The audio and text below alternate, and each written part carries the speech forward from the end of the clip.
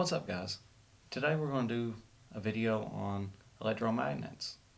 We're going to dive into this subject a little deeper in the videos to come, but today we're going to start doing a simple experiment making an electromagnet that you guys can do in your classroom or at home. All you're going to need is some copper wire. I've got some magnet wire, it's 22 gauge. You can use any like small thin wire. You'll need about 2 foot of it. Something metal like iron, a nail. In this case, I've got an Allen wrench, but anything metal, just not aluminum or anything like that. Alright, so like I said, I've got an Allen wrench here. We're going to go ahead and use this. Got some paper clips here we're going to try to pick up. You can see without a magnetic field, these things are not, we're not picking up anything. We're going to change that by running current through it. So I've got a 9-volt battery, some wire, and like I said, we're going to cut about 2 foot off of this wire.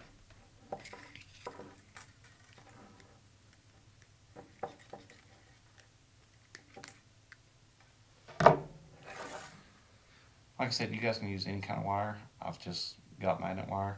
What we're going to do is we're going to leave about 3 inches maybe, kind of hanging off, so that way you've got something to connect to. And all you're going to do is wrap your wire around your nail, screw, pretty much anything, like I said, that's magnetic. But I've got one here that's already ready to go because I've already stripped the ends and it's ready. Because on a magnet wire, you've got a coating over it and you've got to take that coating off. If you guys are using regular wire, like for any electronic project, you won't have to do that. I also cheated. I wound this on a drill so my coils would be a lot tighter.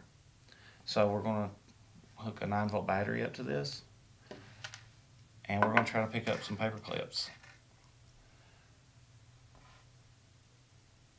It doesn't really matter which end, as long as you've got a current running all the way through it and it's completing a circuit. As you guys can see, it is magnetic. We picked one up. Alright, so let's go over what we just done. We turned this into a magnetic field. We run electricity through this, which charged this wire, which magnetized the iron core inside of the coils. In this case, like I said, an Allen wrench. So on our later videos, we're going to dive into a little bit deeper on how this works. And we're going to make a motor and see if we can't make a coil of wire spin. We'll see you guys on the next video. Thanks.